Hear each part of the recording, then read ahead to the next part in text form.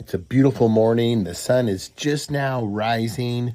Oh, it's probably 5:15 a.m. or something like that. I'm going to sit here and I've been up. I've done some stretching and now I'm going to read my Bible and read some other information in the Wall Street Journal and study a little bit and then start my day. Well, that is starting my day.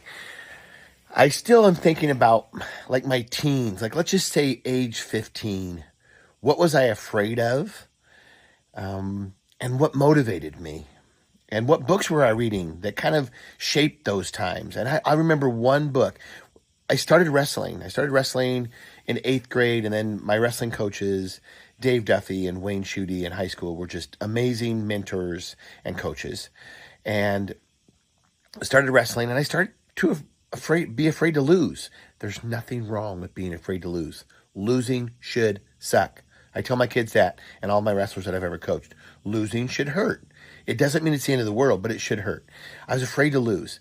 And my wrestling coach, Mr. Schutte, Wayne Schutte, he recommended a book. And I can't remember. It was about an Olympian wrestler and all these things that he went through to make weight and to train for the Olympics. I don't remember the guy's name, but he did crazy stuff. I mean, about weight cutting and just running and not eating for a week or eating, orange juice, ice cubes, and that was it. And we've learned a lot about health since then, but that's what they did back then. And he did everything to meet his goal. And I believe he became an Olympic champion. But I just thought about, and people thought he was crazy, and they called him crazy, and they called him, is it really worth it? And he just saw that the delayed gratification was worth it. That this medal, that's an extrinsic prize, but intrinsically it was going to make him feel better to delay this gratification, to train, to work hard, and to reach a goal. And that's the part you have to be prepared for, is the process and enjoy the process. And I'm starting to do that. I'm at a later age now. But I was afraid of failure.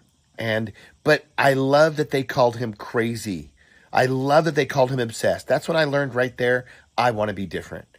I want to be that person that people call crazy. I want to be the person that they say is obsessed. I call it dedicated, but I am so dedicated with my goals that people think I'm obsessed. And that's exactly what I will do until the day I die. Keep setting crazy goals, and people can say I'm obsessed. I won't say who it is, but I met a PGA golf tour pro's dad. This guy's on the tour, and his dad, I met him the other day. And I was introduced to him, and he said, "Oh, wow, you must like golf, and everything you do must be obsessive with the size of arms you have." Obviously, he knew I probably trained really, really hard to get arms and a physique like I have. And he says, "You must be obsessed." And I said, "Well, I call it dedicated."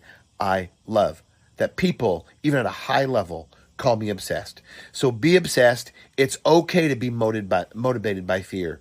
Don't let it paralyze you. And of course, never be outworked.